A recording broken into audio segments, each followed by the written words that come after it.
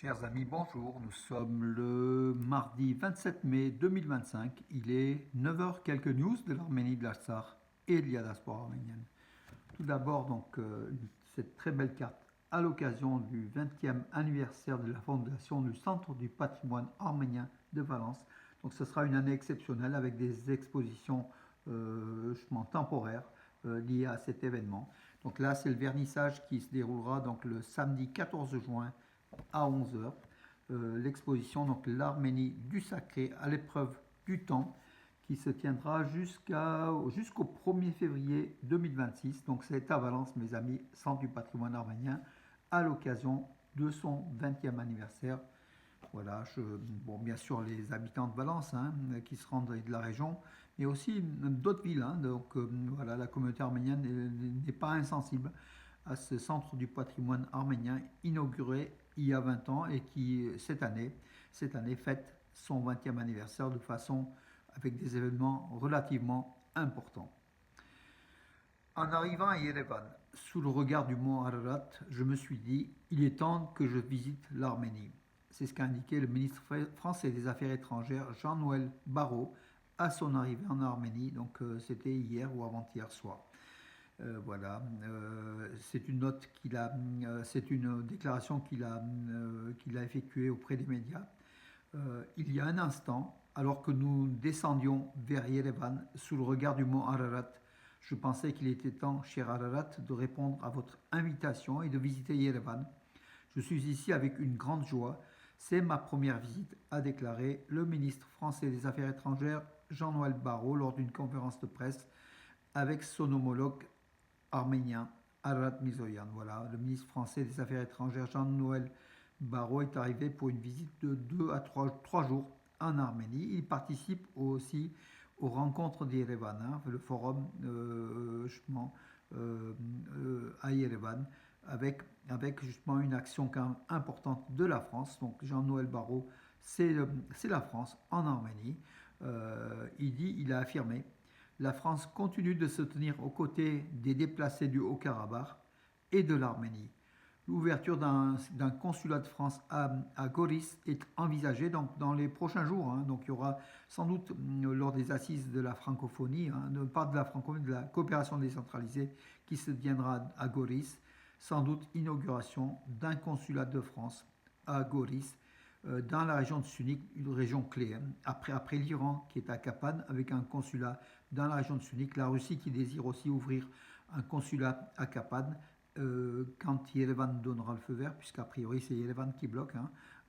Voilà, la France aura aussi un consulat donc dans cette région stratégique du Sunik.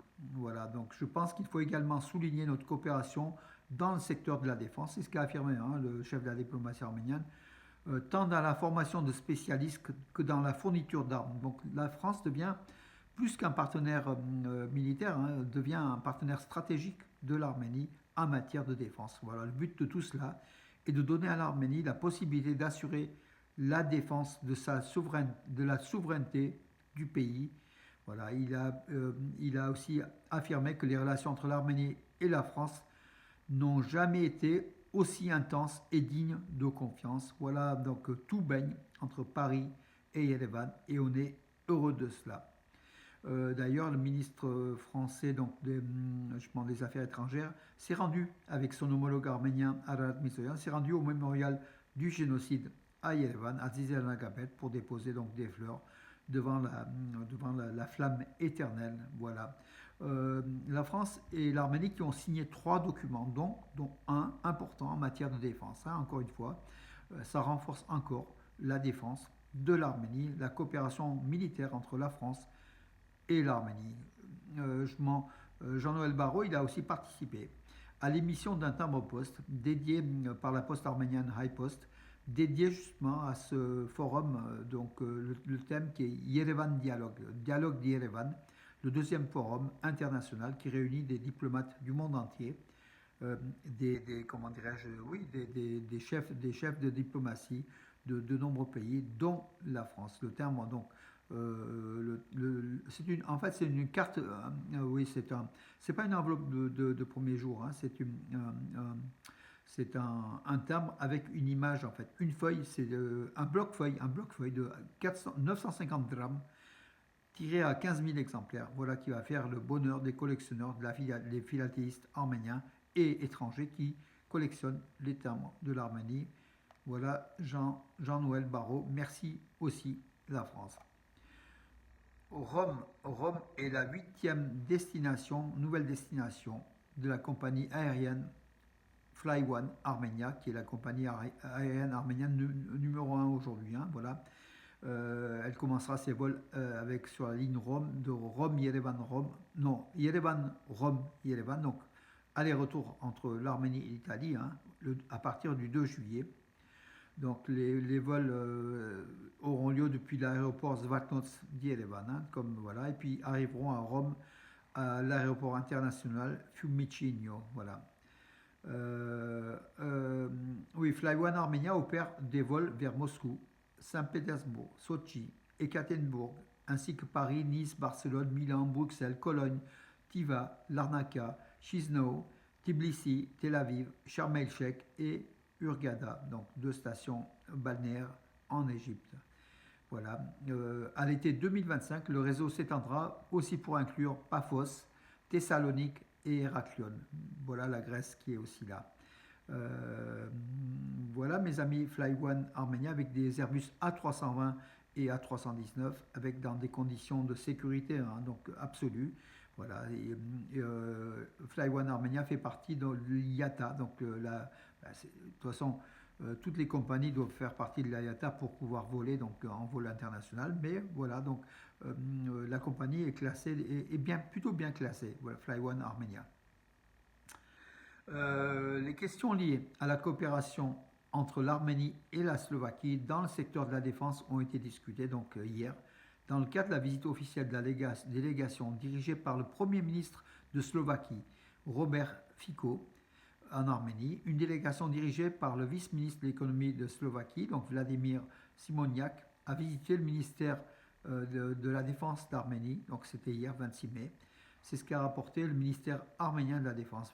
Vladimir Simoniak, donc le vice-ministre de l'économie de Slovaquie, a été reçu par le vice-ministre de la Défense d'Arménie, Garen Brutian, au complexe administratif du ministère arménien de la Défense. Après les rencontres privées entre les deux hommes, des discussions se sont poursuivies dans un format élargi. Au cours de la réunion, des questions liées à la coopération entre l'Arménie et la Slovaquie dans le secteur de défense ont été discutées et des accords ont été conclus. Donc la Slovaquie qui fabrique aussi des armes de pointe. Hein, voilà.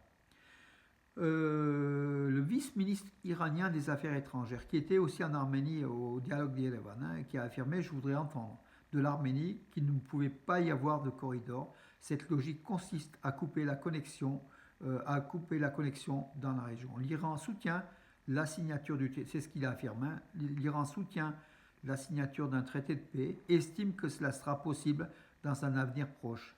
C'est ce qu'a déclaré donc le vice-ministre iranien des Affaires étrangères, Saed Ratibzadeh, à Yerevan, lors du dialogue d'Yerevan.